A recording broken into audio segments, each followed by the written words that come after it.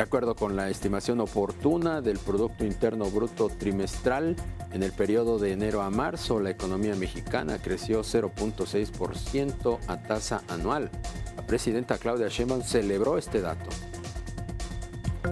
De enero a marzo de 2025, el Producto Interno Bruto de México creció 0.2% respecto al trimestre anterior, de acuerdo con cifras desestacionalizadas preliminares publicadas por el INEGI. En el primer trimestre de este año, la estimación oportuna del PIB de las actividades primarias que incluyen la agricultura, pesca y minería aumentaron 8.1%, su mejor desempeño desde 2011.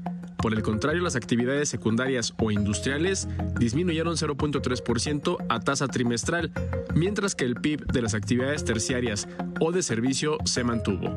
La presidenta de México destacó el crecimiento de la economía del país, pese a la incertidumbre por las restricciones comerciales de Estados Unidos. Es una buena noticia. Está el dato del empleo. Estamos en los niveles más bajos de desempleo para el mes de marzo.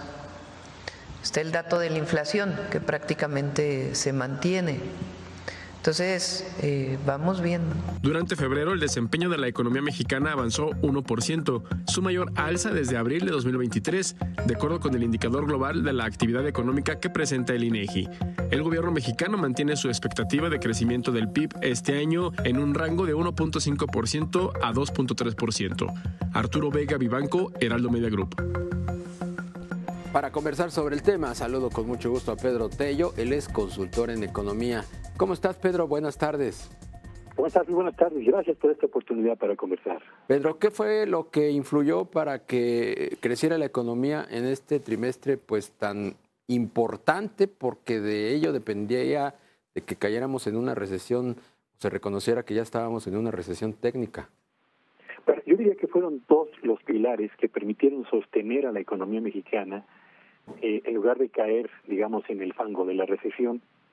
El primero, desde luego, fue el importante avance que registró la producción del sector agropecuario, que tuvo un crecimiento, yo diría, hasta inesperado por el valor de los datos que dio a conocer el INEGI. Y el segundo fue, sin lugar a dudas, el despegue que tuvieron las exportaciones durante los 3 primeros meses de este año, pero particularmente en el mes de marzo, como resultado no de un incremento significativo, digamos, de los pedidos procedentes del mercado de Estados Unidos, sino como una medida de protección de los fabricantes norteamericanos que deseaban aprovisionar sus inventarios de la mejor manera posible antes de que entraran en vigor los aranceles del señor Donald Trump.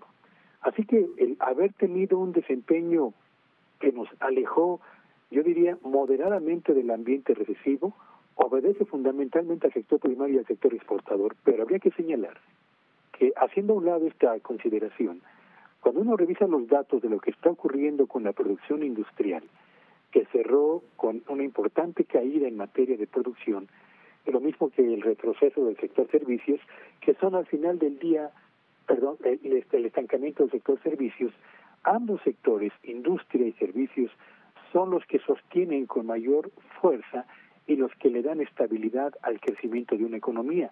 Y si tenemos un sector servicios estancado y una industria en retroceso, bueno, pues eso no augura un buen avance en lo que resta de este 2025, Darío.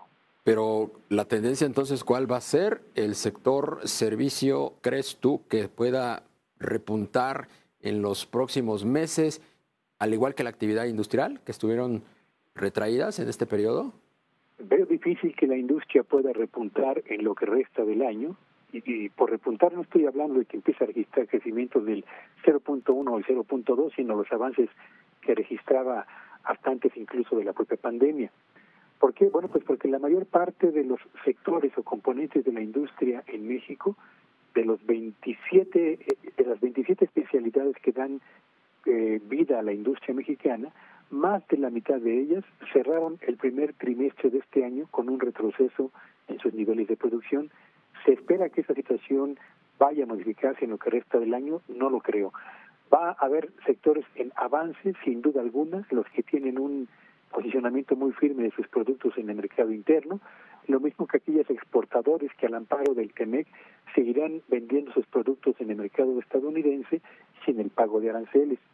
Pero el resto de la industria, Darío, que depende fundamentalmente del mercado interno, bienes en el propio territorio nacional, van a seguir enfrentando lo que los datos del consumo de los hogares de bienes y servicios, lo mismo que las ventas al menudeo o el indicador de las grandes cadenas comerciales del ANTAD ha venido reflejando. Un sector comercio en materia de ventas al consumidor final que viene registrando consistentemente ya números negativos, por lo menos en los 3 primeros meses de este año. Así que, ¿qué nos depara en lo que resta del año? Yo diría que una economía que se va a acercar paulatinamente al estancamiento y que probablemente, si bien nos va y tenemos mucha suerte, cerraríamos 2025 con un crecimiento que no sería mayor, en mi opinión, al 0.1%, lo que en otras palabras es virtual estancamiento de la economía. Oye, Pedro, ¿no ves tú que en los próximos trimestres volvamos a experimentar cero crecimiento y que eso, pues ahora sí nos lleve a una recesión técnica? Porque pues me queda claro que las exportaciones crecieron por la preocupación, como bien apuntaste, de las empresas estadounidenses que quisieron aprovisionar inventarios antes de que se establecieran los aranceles, pero los aranceles ya se fijaron en algunos casos y esto pues podría desmotivar las exportaciones mexicanas en los siguientes días, semanas y meses, ¿no?